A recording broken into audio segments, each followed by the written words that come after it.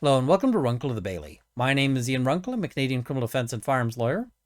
This is going to be the first in what I plan to be a series of videos on Bill C-18, the Online News Act. Now, this is a bill that's currently before Parliament, but it's very likely to become law because the Liberal Party has indicated that this bill is a priority for them. So you're also likely to see a lot of positive commentary about this bill in the legacy media. And the reason why is because what this bill proposes to do is to funnel money from major online platforms like Google and Facebook and so forth to the legacy media. So there's going to be a major conflict of interest there because essentially when you read these articles, you should always kind of think a little bit that they're expecting a payout. Now, the way they plan to funnel that money is by forcing those platforms to enter into an agreement. And I'm using the scare quotes on agreement because it's not really an agreement if you're being forced into it, but enter into agreements with these news organizations such that they would have to pay money in order to link to their content. Now, you might think that's a little strange. I certainly do. I mean, I put out content online, and I would love for Google and Facebook and so forth to link to my content more. I would love them to show everyone a link to my content. Maybe lots of people wouldn't like that, but I would like more eyeballs, not less. However, these news organizations feel that they should be paid for the privilege of having traffic sent their way. And you might wonder, why does anyone want to implement something like this? Well, what's happening behind the scenes is that legacy media is struggling, and they're struggling for a number of reasons. One, they've lost the benefit of the classified section. That used to be something that brought in a substantial amount of money for newspapers. But nowadays, they've lost a lot of that to Facebook Marketplace, to Kijiji, Craigslist, all sorts of places have basically managed to sort of carve away that profit center and move it on to other places. Similarly, if you're looking for a job now, you're probably not going and buying a copy of your local newspaper and flipping to the want ads. You're probably looking somewhere else online. So that has been really devastating to the profitability of a lot of newspapers and news organizations. And the other thing is, in terms of ad sales, they're finding it very hard to compete with Google and Facebook and so forth because the major platforms are offering a better product. If you buy advertising on Google, you can target it to all sorts of, unique demographics. People advertise on this channel because I attract a demographic that they want to market to. And similarly, whoever you want to market to, you can sort of narrow things down. You can't do that nearly as much with an ad placed in your local newspaper or on their online site. And so that advertising is less valuable. It makes it much more difficult for them to compete in that field. And advertising used to be the primary, it's the primary thing that they're really selling. A news organization, sure, they're showing you, news content, but the whole purpose of that is so that you will come to that site and see advertising in the process. So this has made it difficult for these news organizations to survive. And so the grand idea is to take the money from the people who are providing the better product and give it to them. Now, there might be reasons, we might want to keep news organizations around and, potentially find ways to support them. This is a really bad way to do it. And so I'm going to talk about some of the perverse consequences that we might expect to see out of Bill C-18. All right, now that I've given that little bit of introduction, what I want to talk about is what the internet might start to look like if this becomes law. So to do that, we're going to have to look at some of the portions of this bill out of the interpretation section. So I'm bringing that up here. So the first thing we'll look at is what they call a digital news intermediary. These are these platforms that they want to target. So digital news intermediary means an online communication platform, including a search engine or social media service. So they're really thinking about Google and they're thinking about Facebook and anyone who acts in that sort of sphere. That is subject to the legislative authority of Parliament and that makes news content produced by news outlets available to persons in Canada. It does not include an online communications platform that is a messaging service, the primary purpose of which is to allow persons to communicate with each other privately. So it's not going to cover email or various other sort of personal messaging things, but it will cover posts you make on your Facebook or whatever other social media you're engaged in, TikTok, Instagram, whatever it might be. Now, eligible in relation to a news business means that the business is designated under Section 27 sub 1. So this is important because not everyone is eligible to the benefits of this. And they also define what it means to make news content available. And this is going to be important here. For the purposes of this act, news content is made available if A, the news content or any portion of it is reproduced. So that would probably include the headline. And if you post a link to a news site on Facebook, it usually gives you a little preview of what the story is going to be about so that you know what it is before you go look at it. Usually that makes me more inclined to click it because now it'll be enough to get my interest. And then I go to that site and see their advertising. Or access to the news content or any portion of it is facilitated by any means, including an index, aggregation, or ranking of news content.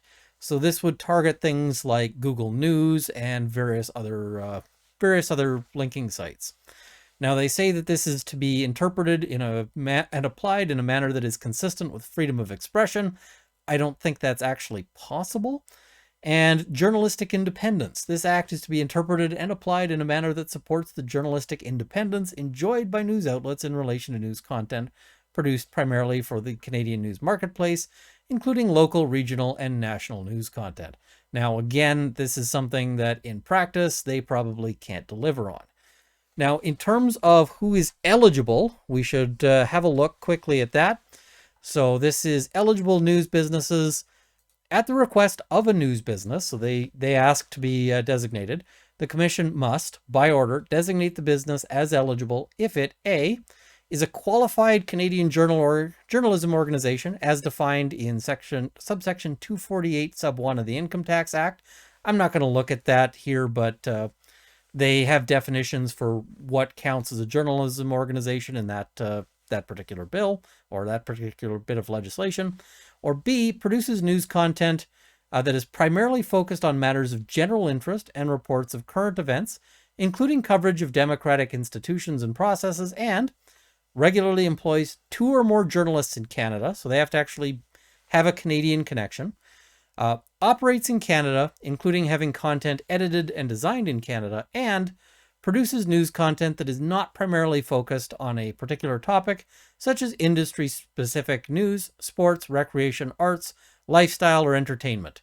So apparently those things are not worthy of protection. They really want to cover sort of current events and democratic institutions, but not, say, the arts or sports. Now, all of this runs into a particular set of potential problems. And sorry, I'm scrolling here because I've lost my sort of section. But when we look at what it means for making available of news content, because there's a lot of provisions in here that then require these platforms to make these agreements whereby they will have to pay substantial sums of money to these, news organizations, which they probably don't want to do, right? If you are Google, you probably want to keep your money and not pay it to, whatever small town newspaper or wherever else. You'd rather keep that money. And the way you can do that is by avoiding doing any of the things that count as making available news content. So that means not reproducing any portion of the news content. So if you think about Facebook and how they show you those little, previews so that you know where you're going, well, those might go away because that might help Facebook not pay the money to those organizations. And access to the news content or any portion of it is facilitated by any means, including an index, aggregation, or ranking of news content. Well, the way you can do that is simply by dropping all of the Canadian content out of your indexes, aggregations, or rankings. And you can also help avoid the notion that you're facilitating access to it by, for instance, not giving you hyperlinks to it, and instead making people paste in their links as just text. So then, you as the recipient of one of those links would probably have to copy that and then paste it into your browser in order to go there. Now, of course, all of this only applies to Canadian content that's being made available, because there's nothing here that says that they have to do that for American content. So, the possible perverse consequence of all of this is that we might actually end up with a system that, rather than causing these places to facilitate access to Canadian media and Canadian content, instead causes them to basically black hole it, so that we actually, never see this again, and, it just, it's dropped from those aggregations, it's dropped from all of the, from being able to be quickly linked. And of course, if you're a user on Facebook, you're probably going to click those links a lot less, or you're probably going to follow those links a lot less if you can't just click them and you instead have to take those multiple steps in order to copy and paste in order to go there. Of course, for, the average user of the internet, what this means is potentially a much worse experience. So, yeah, I can't say for certain that this is the approach they'll take, because they might decide, you know what, we'd rather just pay, but it's certainly a possible approach. And I mean, I would be stubborn enough to do that if I was, Google or Facebook. So we'll see. I mean, ultimately, we'll have to see what shakes out, but that's one possible consequence. In the next video, I'll probably talk about another possible consequence here, which is just how much control this is going to give Google and Facebook and Twitter and so forth. So if you think that these organizations have too much power over your life, it's about to get worse. Anyway, that'll be for the next video. I want to thank you for watching. Please like this video, share it with your friends, subscribe to see more content. I really think this is an important issue, and so I'm hoping that this one will get a lot of views, in the sense of, I hope that a lot of people will be thinking about these issues and what they might mean to them. Especially because, as noted, I expect that legacy media is going to be not really analyzing the faults with this, and only instead analyzing the fact that they're likely to get paid. So anyway, thank you for watching. I also want to thank my Patreon supporters at the $50 level: Canada's National Firearms Association, CCFR, and the Canadian Shooting Sports Association. At the $30 level, Sights and Arms Limited and Mark Levy Damour.